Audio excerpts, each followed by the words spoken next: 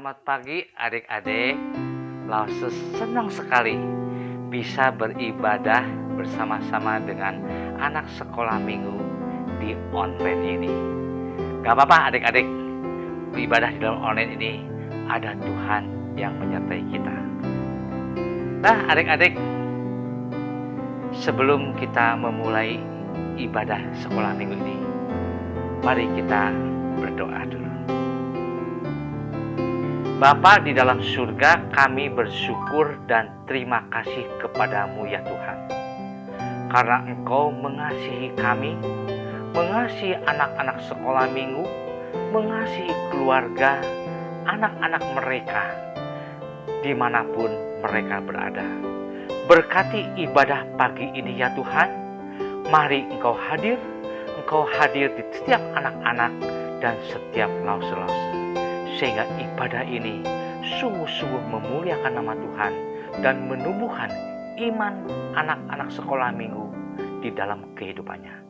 Terima kasih Tuhan. Dalam nama Yesus kami bersyukur dan berdoa. Amin. Nah adik-adik, ada sebuah lagu yang mengatakan, Bapa-Ku datang kepadamu. Untuk apa adik-adik kita datang kepada Tuhan? Karena Tuhan mengasihi kita. Tuhan sungguh-sungguh setiap saat, setiap hari, setiap pagi mengasihi kita. Setiap siang mengasihi kita, sore ataupun malam.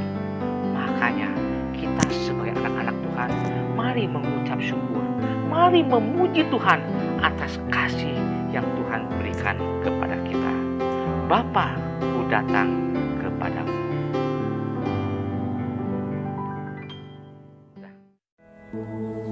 Bapa-Ku datang padamu. Amin. Naikkan ucapan syukur. Yes Tuhan.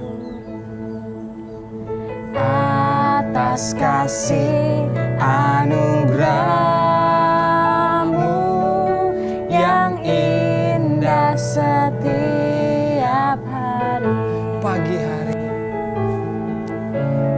Pagi hari, siang hari, sore dan malam hari, tak hentinya mengucap syukur atas kebaikan-Mu. Mari adik-adik kita naikkan pujian ini dengan sungguh-sungguh. Kita ulangi sekali lagi, kita katakan. Bapa-Ku datang padamu, naikkan ucapan syukur. Mari datang dengan sungguh-sungguh sama Tuhan. Atas kasih anugerah-Mu yang indah setiap hari. Pagi hari, siang hari, sore dan malam hari, tak hentinya mengucap syukur atas kebaikan-Mu. Pagi hari, siang hari, pagi hari, yes Tuhan, siang hari, sore dan malam hari, tak hentinya mengucap syukur atas kebaikan-Mu.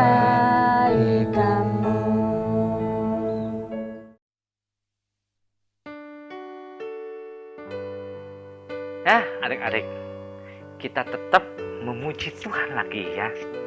Nah adik-adik, kita tahu bahwa kasih Tuhan itu sangat besar. Tidak ada bandingannya. Sekalipun langit itu tinggi, tetapi kasih Tuhan itu lebih tinggi dari langit. Sekalipun samudra lautan itu dalam, tetapi kasih Tuhan itu lebih dalam daripada samudra lautan. Sekalipun ada pelangi di atas langit yang begitu indah, tetapi keindahannya itu tidak bisa mengalahkan kasih Tuhan. Nah, kasih Tuhan itu diberikan kepada setiap kita. Mari kita memuji. Setinggi-tingginya langit, sedalam-dalamnya laut, seindah-indahnya pelangi, tidak ada yang bisa mengukur kasih Tuhan.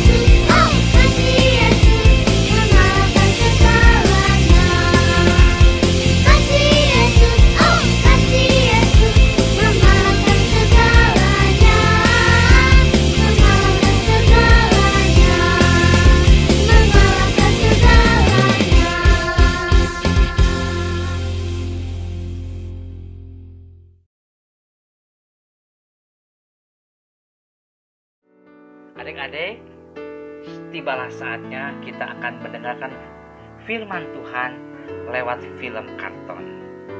Namun sebelumnya kita mendengarkan firman Tuhan, mari kita menyanyi sebuah lagu. Lagu ini mengatakan, aku memanggil Tuhan, aku mengundang Tuhan tinggal di dalam hatiku untuk memimpin dan menuntun hidupku, untuk menyucikan dan menguduskan dosaku, sehingga aku bisa mengerti firman-Mu dan melakukan firman-Mu dalam hidupku ini. Mari adik-adik memuji lagu Aku Memanggil Tuhan.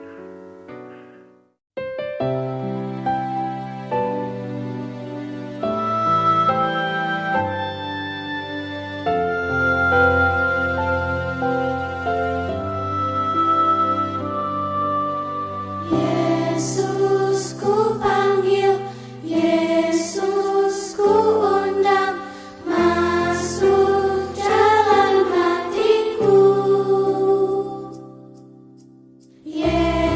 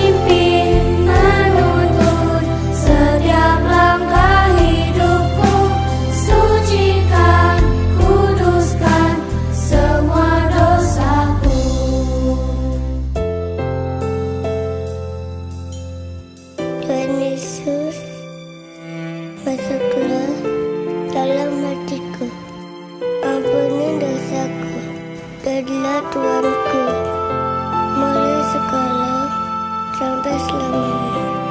Terima kasih Tuhan, amin.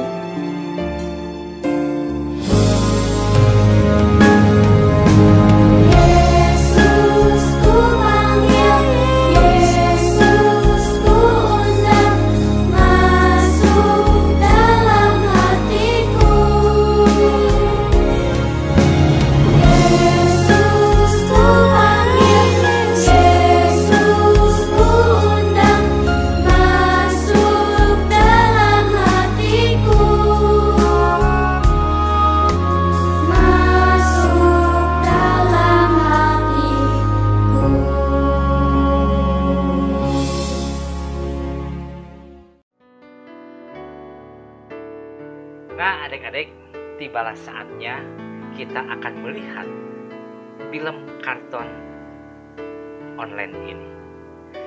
Tema daripada firman Tuhan ini ialah tentang Paulus di kota Troas. Terambil dari kitab Kisah Para Rasul pasal yang ke-20 ayat pertama sampai ke-12. Nah, Lause berharap agar adik-adik bersiap-siap untuk menyimak film ini. Apa yang dikatakan, apa yang diceritakan firman Tuhan melalui film ini. Nanti Lause akan memberikan 3 pertanyaan buat adik-adik. Kalau adik-adik bisa melihat, menonton dengan baik, menyimak dengan baik, maka adik-adik bisa menjawab 3 pertanyaan yang akan Lause sampaikan buat adik-adik. Ya, selamat mendengarkan dan melihat film firman Tuhan.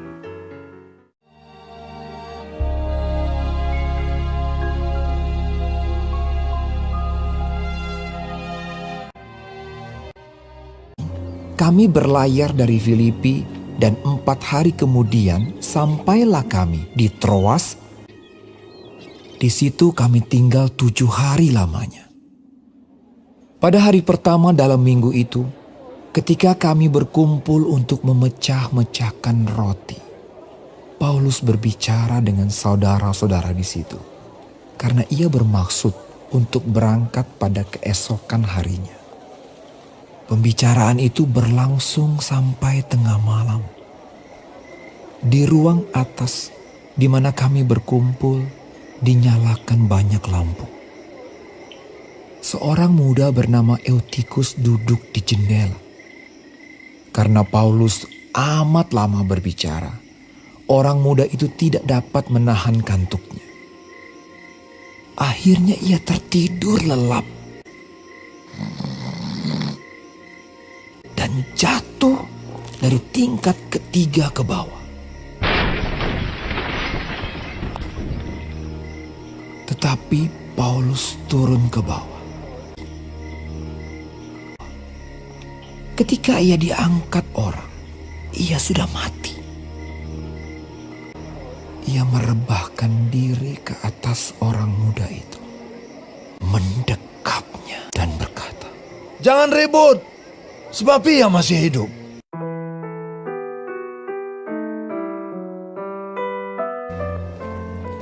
Sementara itu mereka mengantarkan orang muda itu hidup ke rumahnya. Dan mereka semua merasa sangat terhibur. Setelah kembali di ruang atas, Paulus memecah-mecahkan roti lalu makan. Habis makan, masih lama lagi ia berbicara, sampai fajar menyingsing. Kemudian ia berangkat.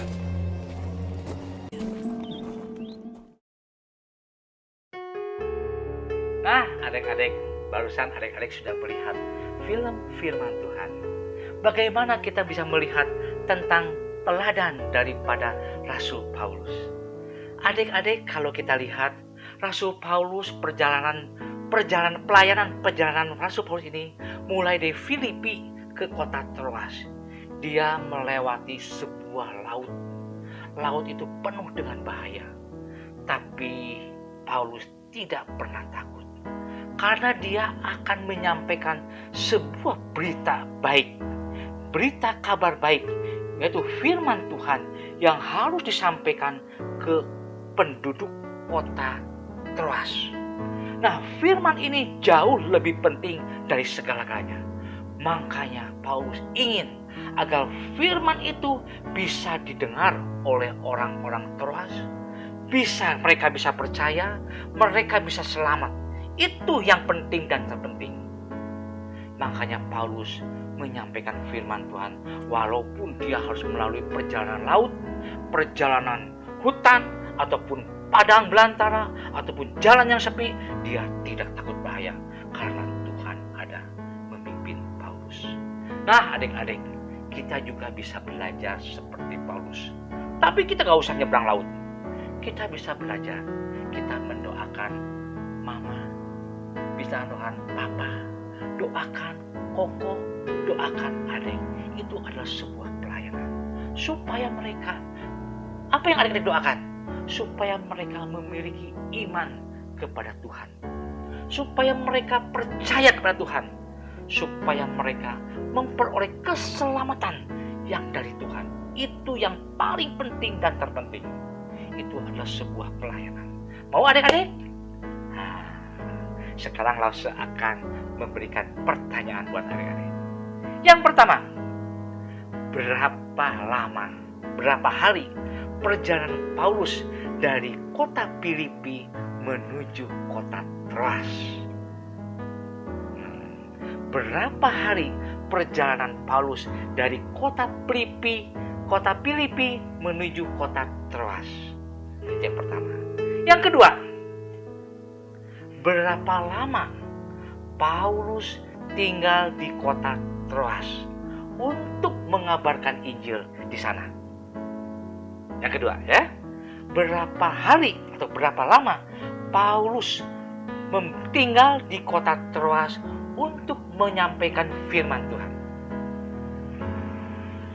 Terus yang ketiga, adik-adik, ketika Paulus menyampaikan firman Tuhan di kota Troas, di sebuah gedung lantai 3 yang lampunya terang benderang, di sana ada seorang anak muda yang rindu ingin mendengarkan firman Tuhan.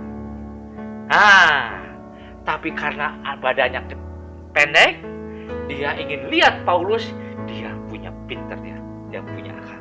Dia naik ke sebuah jendela, dia duduk untuk melihat Paulus menyampaikan firman Tuhan. Tapi adik-adik, karena Paulus itu terlalu lama menyampaikan firman Tuhan sampai larut malam, anak ini ngantuk, ketiduran, tidur di atas jendela lantai 3. Bayangin, lantai 3, kalau satu lantai 3 meter, lantai 3 itu 9 meter. Dia duduk di jendela, ngantuk, tiba-tiba apa itu jadi? Dia jatuh ke bawah. Dari lantai 3 jatuh ke bawah. Bro. Nah, pertanyaannya ialah, siapa nama anak muda yang jatuh itu? 3 pertanyaan, ya. Nanti adik-adik kalau sudah menjawabnya, masukkan ke dalam kolom komentar. Ya, nanti Lause akan lihat siapa jawaban yang paling cepat, jawaban yang paling benar. Ya, Tuhan memberkati.